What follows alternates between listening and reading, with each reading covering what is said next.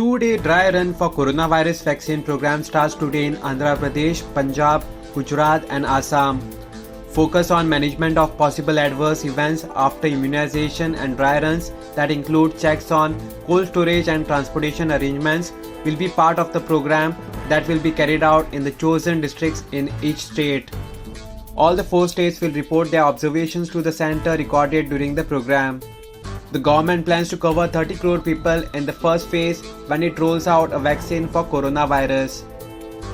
A total of 2,360 training sessions have been held so far and 7,000 officials have been trained, including medical officers and vaccinators. Subscribe to Goa First News and Entertainment channel and click on the bell icon and never miss any update.